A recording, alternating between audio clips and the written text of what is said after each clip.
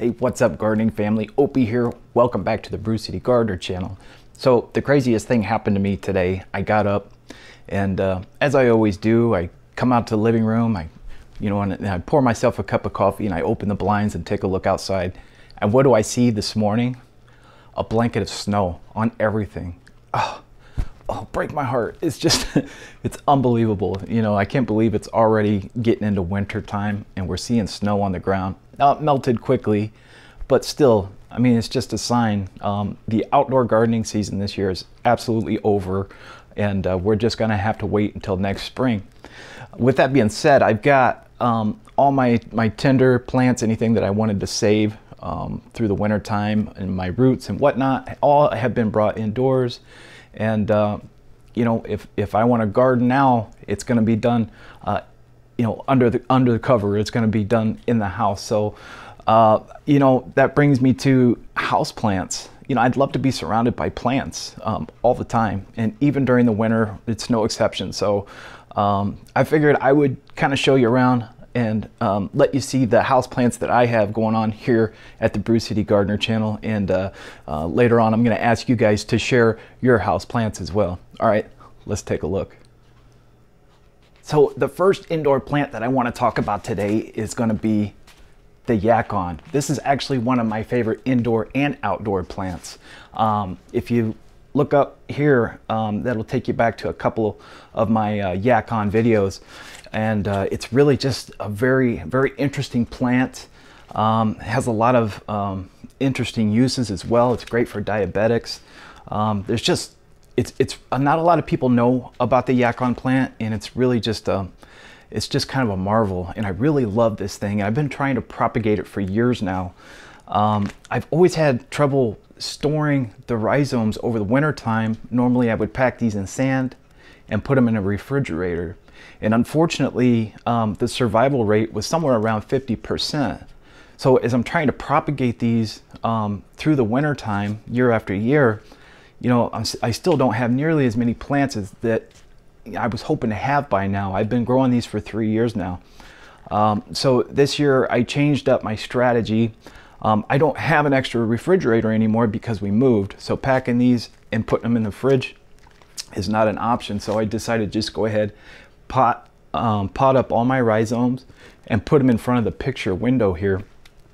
And so far these things have sprouted up and they've done really well. So this just might be the way to go.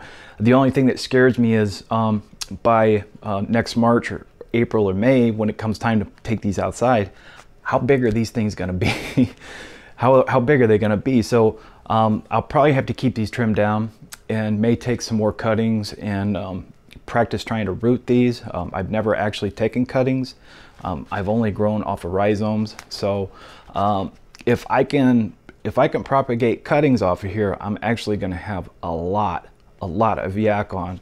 And if you take a look across in front of the picture window here, you can see I've got about 20 pots potted up with these Yakon rhizomes, and they're all growing and they're all doing fantastic. So the success is exciting, but kind of scary at the same time, because I'm not quite sure what I'm going to do with these.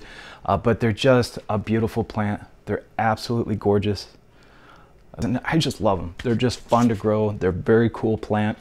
The tubers that they set off in the fall are delicious. They're very healthy for you. So it's just a great plant. That's the Yakon. All right, guys, so check this one out. Any guesses? Anybody recognize that? You might not, because it looks a little bit different from what you would traditionally see it. This is a poinsettia. Yeah, believe it or not, it is a poinsettia. But as you notice, there's no red leaves on here, which is perfectly normal, actually. In order to get the red, the leaves and the variegation, and even the flowers and berries for a poinsettia, they have to undergo a light cycle of uninterrupted darkness for more than 12 hours a day. So if I wanted this to turn red, I would actually put it in the darkness for at least 12 hours, maybe throw it in the closet or put a shade cloth over the top of it for several hours a day, and but still allowing it to get at least 8 to 10 hours of sunlight a day, just so that it doesn't die. Of course, all plants need sunlight to grow. That's my poinsettia. All right, so check this bad boy out. This is my snake plant. That was it's actually got, I believe that's philodendron growing in there with it, and it's just in this this planter pot that really has no drainage. So I only put just a little tiny bit of water in here at any given time. And the snake plants are really super easy to grow. I mean, you really can't mess these things up. You just give them some water every once in a while, and they'll do just fine. And the snake plant is actually a really great plant to have in your house because they tend to pull a lot of dirty chemicals out of the air, and they really help to purify and cleanse the air. So they're really nice to have.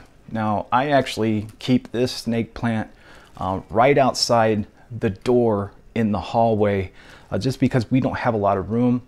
And I know that this particular plant can really it's a tough plant. I don't have to worry about it, so I can keep it out there, and it's a little bit colder out there, but it'll still do very well. I don't have to worry about it. If you're looking for a very easy, carefree house plant, definitely look into the snake plant. They're really a great plant to grow, especially if you don't have a lot of experience with house plants. All right, guys, last but definitely not least, in fact, probably my favorite houseplant of all time, I want you guys to meet Bertha. Bertha is a beauty. Bertha is a pothos, and from end to end, this plant is about 20 feet wide. Again, another very easy to care for plant. Really, you just got to make sure you water it every once in a while, but it actually likes to be dried. It likes the soil to dry out between waterings. So if you forget to water for a few days, it's not a big deal. The plant doesn't care. Just give it a little bit of water and it's good to go. A couple times a year, I'll mix some coffee grounds into a glass of water and pour that in there just for some nutrient value. But as far as nutrients go, you really don't have to feed this thing very often. I give it a very weak dilution of an all-purpose fertilizer about once a year, and that's it. You really don't have to do anything else to it. Now, Bertha's my baby. She really is. I acquired Bertha from a older lady, just a saint of a woman who passed away. She was in her 90s. She actually grew up during the Great Depression, and she married a man that stormed the beach in Normandy on D-Day. So, just the previous owner's history is amazing. And this woman was just a saint, an absolute saint. Love her to death. But she's not with us anymore, unfortunately. So I'm taking care of Bertha now. So Bertha's my baby now. Now, I'm not exactly sure how old Bertha is.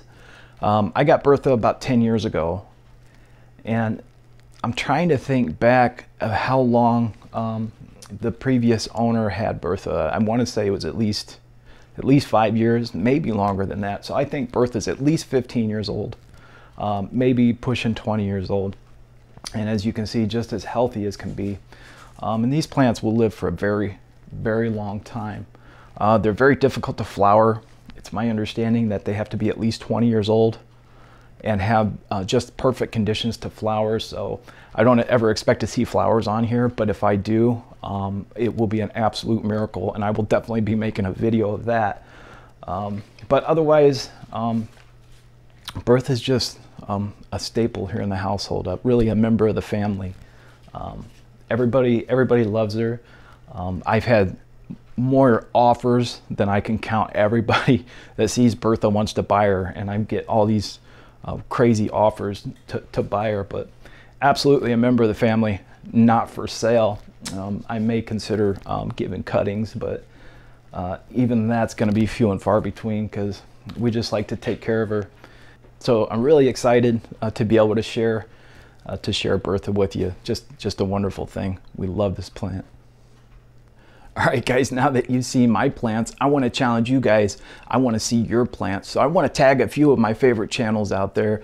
I've got a lot of favorites, but we'll just start with a few, and hopefully it's going to make its rounds.